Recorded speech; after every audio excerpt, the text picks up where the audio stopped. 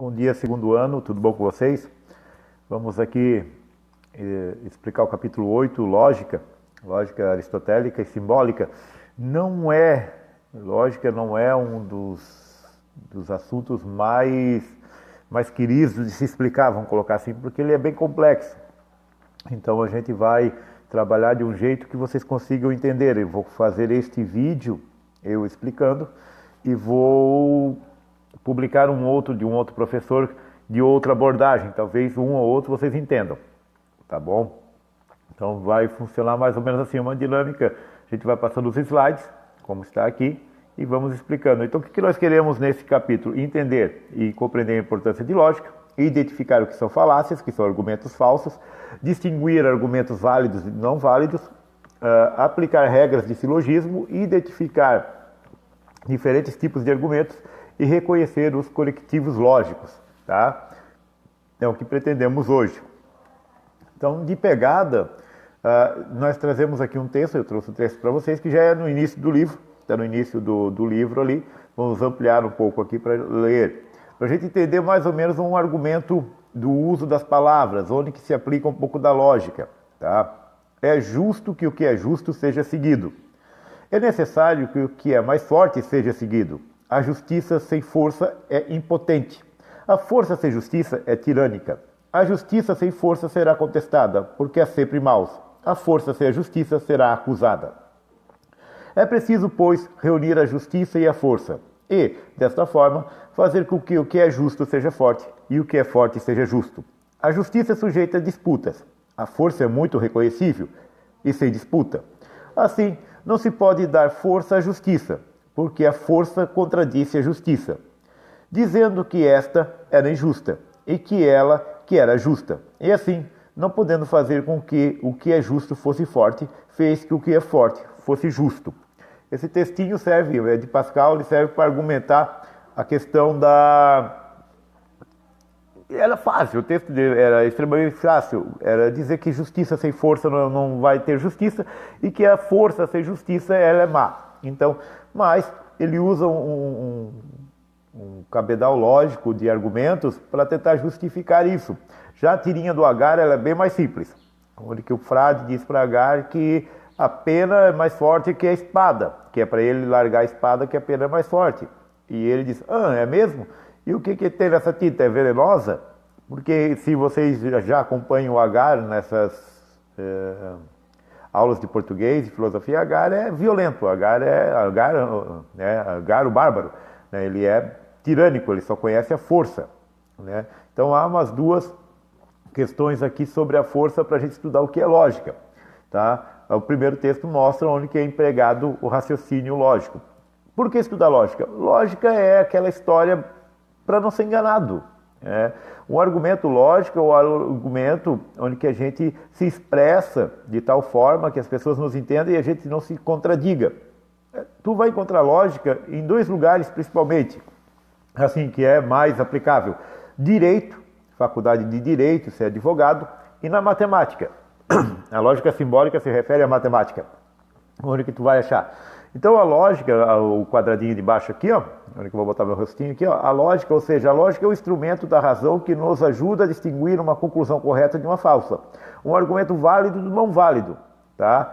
Ela é aquilo que nos faz deixar de ser bobo, vamos botar assim, tá? Quando o professor diz assim, ó, teu texto faltou lógica, não deu para entender.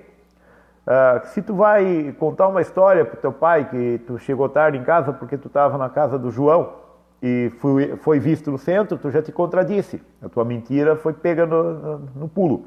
Então a lógica ela serve para a vida, tá? E no decorrer aqui agora dos outros tópicos eu vou tentar explicar um pouco dos conceitos, tá? E não tornar o vídeo também tão extenso. 2. Começando por falácias. Falácias são, do latim, falácia, engano, trapaça, ardil, estratagema. Ou seja, a falácia é algo falso, algo que nos engana, tá? Aí temos aqui alguns exemplos. Argumento de autoridade. É quando tu tem autoridade, tu está dizendo e a pessoa é obrigada a chegar e concordar. Então é um raciocínio aceitável desde que a autoridade não seja o conhecedor do assunto. Então, tu vai discutir com o médico. O médico é conhecedor do assunto. Ele é autoridade daquilo ali. O médico não é autoridade mecânica, por exemplo. Então, se o mecânico chegar e te dizer que a ripiboca da parafuseta está com problema, tu vai confiar. Se o médico disser que tu tá com um olho piscando um mais que o outro, tu vai acreditar. Então, os argumentos de autoridade. Argumento contra o homem, aquele pejorativo, que ele vai tentar diminuir o homem. Porque esse delinquente sem vergonha, esse vagabundo, não sei das quantas, esse tipo de argumento é briga de casal. Vamos botar assim, quando um tenta diminuir o outro. De generalização, quando quem vem da favela não pode ser bom, porque na favela tudo é ruim. Jesus nasceu lá em Nazaré, de Nazaré ninguém é bom. Então, isso é generalização. Falácia de acidente. Deixa eu ler o conceito, que essa aqui é um pouquinho mais complicada. Deixa eu ampliar um pouco a tela. Aplica uma regra geral às circunstâncias particulares e acidentais em que seria inaplicável, como pessoas excessivamente legalistas que julgam pela letra fria das formas, das leis. Ou seja, como se tu nunca errasse. Como se a pessoa fosse mais perfeita. Onde que tu vai encontrar isso? Pessoas demotivamente religiosas, que elas são perfeitas e os outros não são. Então, elas usam argumentos dessa forma. Tentam sempre te dar um conselho que elas nunca fariam aquilo ali. Então, onde que nós encontramos esse tipo de falácia? Muda a telinha. Peraí. Agora vai mudar. Falácia de conclusão. Irrelevante ou de ignorância da questão. Consiste em desviar da questão principal. É por causa disso. Não, mas o assunto era aquele. Não, mas nós queremos só discutir isso. A de conclusão é assim, não, vamos dar fim no negócio, porque não. Enfim, vamos terminar o assunto porque não está dando certo. De petição de princípio, ou raciocínio circular, ou ciclo vicioso. É aquela história, a pessoa roda e volta sempre para o mesmo ponto, tá, da explicação. Ou seja, tu não sabe como te livrar da mentira, já viu que já foi pego de perna curta, e mesmo assim tu tenta enrolar. Conheço os 4 alunos que quando vão para a orientação eles fazem isso. Eles estão mentindo, mas tentam ficar ali enrolando e acabam voltando para o mesmo ponto. Tá? Aí vem na sequência a falácia de ambiguidade, também conhecida ou chamada de semântica ou de equívoco. Essa é bem aquela em que tu começou a contar uma história e no meio dela tu não sabia mais o que está fazendo. Tá? Então tu acabou começando um negócio e não argumentou direito, não soube estruturar direito e acabou não dando muito certo. As falácias de falsa causa, ou do grego post hoc, do latim, desculpa, são muito comuns e representam as inúmeras interferências que fazemos no cotidiano, ao tomarmos como causa o que não é real. Tá? Do latim, após isto, a expressão completa é post hoc ergo propter hoc. Após isso, logo, por causa disso. Dito isso, vem isso. Ou seja, é o que nós usamos mais no dia a dia. Mas eu já disse, no dia a dia, desculpa, eu já falei, era aquilo ali. Então, a gente tenta enrolar. Vamos botar o termo correto, a gente tenta enrolar. Item 3 do livro, Fundamentos da Argumentação. A lógica estuda métodos e princípios da argumentação. Estabelece regras de forma correta das operações do pensamento e identifica argumentações não válidas. Então, qual é a função do estudo da lógica? É achar os discursos falsos, os mentirosos. Então, aqui nós vamos ter alguns termos. Se vocês um dia forem fazer direito, vocês vão precisar entender. Ô, dedão grandão. Tá, deixa eu voltar aqui para o ladinho, ver se fica melhor aqui. Ó. O termo é um conceito, uma palavra ou expressão. Homem, animal, racional, são o que define, são os termos próprios daquilo ali. Proposição, gente, a gente não está estudando nem português nem matemática, mais para frente tu vai saber por que da matemática. A proposição é o juízo, isto é, uma frase em que se afirma ou se nega uma coisa ou outra. Todo cão é mamífero, todo CM, se acostumem com as letras, tá? É uma proposição em que o termo mamífero afirma-se do cão. Então, todo cão é mamífero, todo cachorro é mamífero, tá? A argumentação é o raciocínio, né? O bulldog é mamífero, né? Vamos pegar ali em cima. Todo cão é mamífero. O bulldog é um cão. Logo, O bulldog é mamífero. Isso é uma argumentação, tá? Eu fui na venda às 10h30. Às 10h41 eu saí da venda. Logo, às 10h41 eu estava na estrada. Isso é um raciocínio simples, tá? Ele pode ser melhorado dependendo da situação que tu precise, mas só para te entender o que é o raciocínio. Premissas são as proposições que antecedem ou levam a uma conclusão. Então, todo cão é mamífero, o bulldog é um cão. A premissa são essas duas, que levam à conclusão, e logo o bulldog é um mamífero, tá? Isso é uma premissa. Vamos passar para outra tela. Termo ou proposição. Para compreendermos as regras do silogismo, precisamos nos deter em algumas elucidações, algumas explicações, no caso, né, importantes, como classificar os tipos de termos, proposições, distinguindo a qualidade e a quantidade das proposições. Partindo para outra tela, que fica melhor. Qualidade e quantidade das proposições. Quanto à qualidade, as proposições podem ser afirmativas ou negativas. Todo cachorro é mamífero. Nenhum cachorro é mamífero. Afirmativa ou negativa, tá? Não existe meio termo nessa situação. Ó, quanto à quantidade, são gerais, universais ou totais. Todo cão é mamífero, ou particulares. Algum cão é mamífero, tá? Estas últimas podem ser singulares, caso se refiram a um só indivíduo. Este cão é mamífero, tá? Só para exemplificar, depois a gente vê se é verdadeiro ou não. Aqui, observe. Todo cão é mamífero, é proposição universal afirmativa. Todo cão é mineral, nenhum animal é mineral, desculpa, é proposição universal negativa, eu estou negando. Então, na primeira eu afirmo, na segunda eu nego. Aqui embaixo, algum metal não é sólido. Proposição particular, deve ter um metal que não é sólido.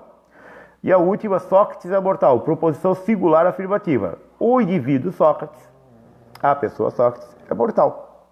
Tá? Vamos partir para outra tela que vai ficar mais engraçado ainda.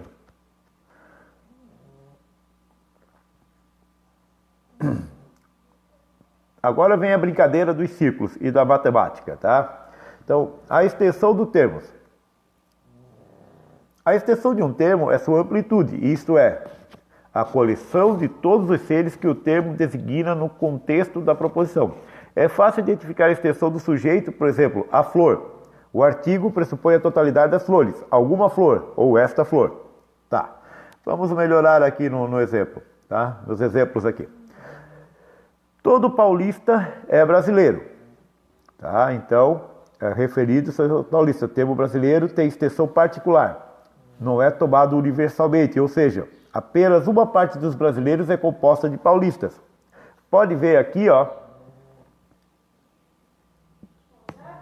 que o brasileiro está no termo todo. O brasileiro pega todo o círculo. Só alguns paulistas pertencem ao grupo. Uma pausa aqui no sistema que deu uma travada, tá? Patroa chamou. Mas agora eu vou continuar. Aqui, ó. Nós todos somos brasileiros. Só alguns de nós somos paulistas. Então, nesse círculo que tu tá vendo aqui, ó, né? Esse círculo maior compõe todos os brasileiros e só alguns paulistas. No de baixo aqui, nesse roxinho abaixo da minha cabeça aqui, ó, né? Nenhum brasileiro é argentino, tá? Então todo B, que são os brasileiros, não é A, que é argentino. Nesse caso aqui, o termo argentino também é total, tá? Os brasileiros são totais, né? E os argentinos são totais. Nenhum brasileiro pode ser argentino, tá? Só se você fizer dupla cidadania, mas aí é outra história, né?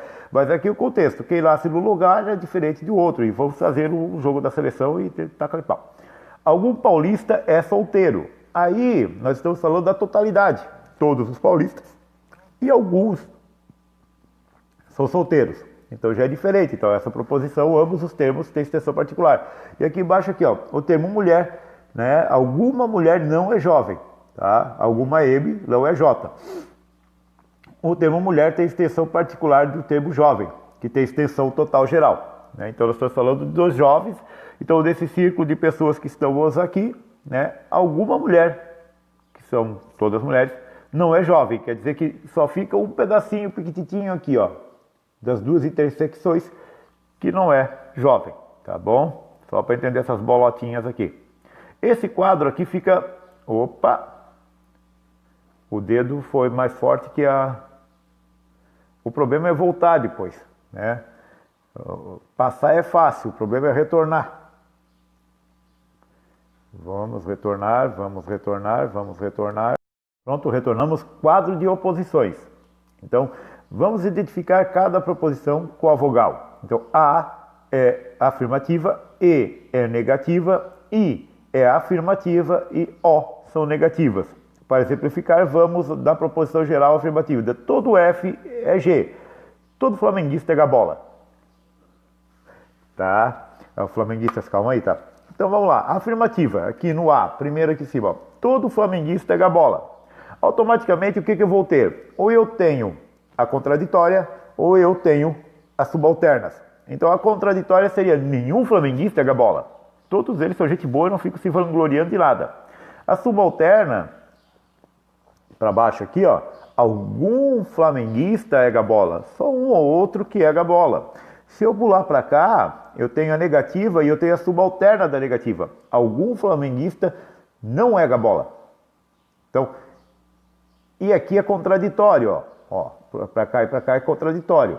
Não tem como, tá? Ou eu afirmo que algum flamenguista é gabola, ou eu não afirmo. Nenhum flamenguista é gabola. Então, nós temos as subcontrárias, e as contrárias, e as contraditórias. Não vai poder ocorrer de forma alguma. Ou é gabola ou não é gabola, ou é ou não é. Pode ver que na lógica não existe meio termo, ou é ou não é. Então, esse quadro serve para isso. Todo flamenguista é gabola, então tem uma subalterna. Não, mas o fulano não é. Então, existe uma quebra de regra. Tá? Mas daí tem que argumentar muito bem isso na fala e no discurso. Tá? Então, nós temos os princípios da lógica. Identidade. Se o enunciado é verdadeiro, então ele é verdadeiro. Lógico. Né? Não contradição. Eu não posso me contradizer. Duas proposições contraditórias não podem ser ambas verdadeiras. Então, argumentar é um negócio assim. Se eu vou mentir, eu tenho que mentir de tal forma que eu não entre em contradição. E terceiro excluído. É ou não é. Ou é uma coisa ou é outra. Não existe meio termo. Pai, eu estava na casa da Maria. Ué, mas te viram no centro. Talvez eu tenha ido no centro. Mas tu não estava na Maria? Talvez eu tenha ido na Maria. Já viram que o negócio não vai dar certo, né? Ou é ou não é. Na lógica não existe o terceiro excluído. No caso, não existe a terceira possibilidade. Então nós temos a argumentação aqui, ó. Vamos pegar aqui. No roxo. No roxito aqui, ó. Deixa eu botar do outro lado. Argumentação composta de 3 proposições, em que a última, a conclusão deriva, logicamente, de 2 anteriores, chamadas premissas. Então, assim, ó, nenhum corintiano é bragantino, premissa maior. Estamos falando do corintiano, tá? Todos os diademenses, cidadãos de Diadema, são corintianos, premissa menor. Por quê? Porque nós temos apenas uma cidade. Então, logo, que é a terceira, logo, nenhum diademista é bragantino. Eu não posso me contradizer na frase. Ela não está errada em si. Eu só não posso me contradizer. Então, todo corintiano, nenhum corintiano é bragantino. Todos os diademenses são corintianos. Logo, nenhum diademense pode ser bragantino. Tá? Então, tá os desenhinhos ali embaixo ali. Ó. O corintiano é totalidade. O diademenses pertence aos corintianos. E os bragantinos estão excluídos. Então nós temos aqui do lado ali, ó, só para explicar, termo médio, termo maior e termo menor, que significaria a conclusão. Então termo médio é aquele que aparece nas premissas e faz a ligação entre os outros dois. Então nós temos corintianos 2 vezes. Termo maior é o termo de predicado de conclusão, tá? E o termo menor é o sujeito. Basicamente é assim. Nessa, eu afirmo, eu confirmo e eu termino o pensamento. Verdade e validade. É preciso ter muita atenção no uso do verdadeiro e falso, válido e não válido. Aí aqui as duas aqui embaixo vão explicar. É verdade ou não é? Isso pronto, é fácil. Agora, válido e não válido é outra situação. A teoria do Big Bang, ela é válida, não quer dizer que é verdadeira. A teoria criacionista, que Deus criou o universo. Por que eu digo teoria? Porque quem acredita que Deus criou o universo, acredita. Daí vai negar a ciência. O cientista que quer dizer que a teoria do Big Bang é verdadeira, vai contestar a outra. Então nós temos teorias, elas são válidas ou não válidas. Então o argumento é válido e não válido, tá? Ou verdadeiro ou não verdadeiro. Verdadeiro é quando tu diz que tu pode comprovar automaticamente que é verdadeiro. Então isso é mais ou menos o que está aqui na verdade e validade. Ou é verdadeiro ou é falso, ou é válido ou é não válido. Lembrando, válido não quer dizer verdadeiro. Não válido não quer dizer foi mentira. Eu apenas careço de necessidade de prova. Tá? Então, é mais ou menos isso. Regras do silogismo. Deixa eu aumentar aqui que a letra está miúda. O professor usa óculos, não sei se vocês lembram.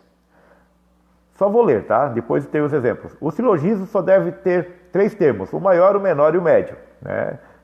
Todo animal é mamífero, o cachorro é um animal, então o cachorro é mamífero. Pronto, 3 termos.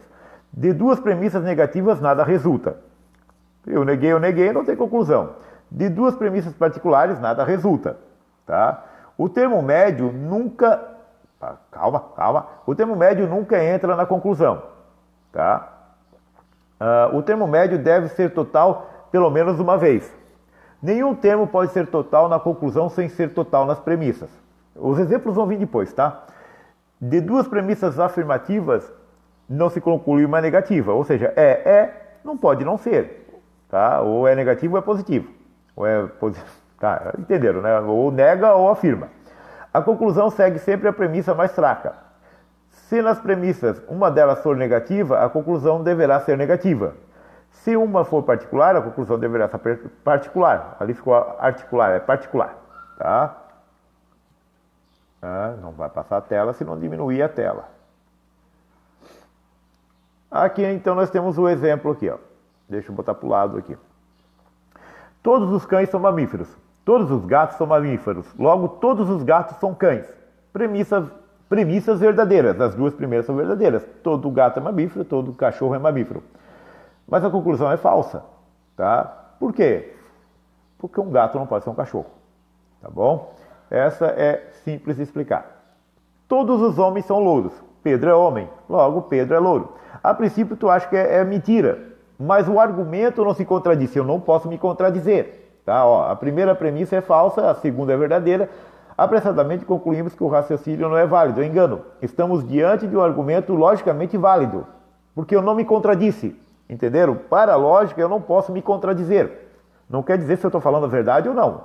Eu só não posso me contradizer na pegada. Diferente do outro exemplo ali, ó. Todo inseto é invertebrado. Opa!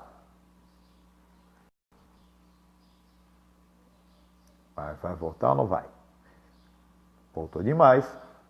Os erros da tecnologia. Ou o dedo do operador é muito grande. Que acontece muito disso. Ó, todo inseto é invertebrado.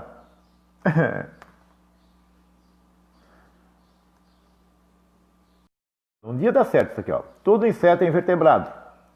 Todo inseto é hexapode. Todo inseto é hexapode, tem 6 patas. Logo, todo hexapode é invertebrado. Nessa aqui, ó, todas as proposições são verdadeiras. No entanto, a inferência é falsa. Por quê? Teria que começar a ser o contrário. Todo hexapode é invertebrado. Todo inseto é hexapode. Ou seja, todo hexapode é um inseto. Teria que inverter as frases, tá? Só para ter um exemplo diferente. Tipos de argumentação. Dedução. É aquela que eu deduzo, né? Então, ó, um argumento dedutivo correto, o que está dito na conclusão é extraído das proposições, ou seja, todo animal é mamífero, o cachorro é um mamífero, então o cachorro é mamífero. Então, peraí. Todo animal... me contradisse aqui, peraí. Todo cachorro é mamífero. O bulldog é um cachorro, logo o bulldog é um mamífero. Isso é uma dedução lógica simples. Tá? Pai, eu estava no centro entre 10 e 11 horas. Às 11h05 eu estava no ônibus. Logo, né, às 11h05 eu estava vindo para casa. Então isso é uma dedução simples. Aqui embaixo temos um quadradinho da editora 34. Se vocês somar em qualquer direção os números, dá 34. Isso é uma dedução lógica também. Indução é que eu levo a pessoa a concluir. Não, é aquilo ali. Então, assim, a indução por enumeração é uma argumentação pela qual, com base em diversos dados singulares constatados, chegamos às proposições universais. Eu induzo a pessoa a acreditar naquilo. Então, eu levo a pessoa a achar. Aqui nós temos o exemplo da indução completa, é aquela que cria condições para o exame de cada um dos elementos, e a indução incompleta, que é aquela da água. Se 100 gramas de água fervem, ou 100 ml fervem a 100 graus, quanto que ferve 1000 litros de água? A 100 graus. Então, isso é uma indução. E analogia. A analogia é o exemplo mais fácil que eu posso dizer para vocês. Toda pessoa que vem de favela é criminoso.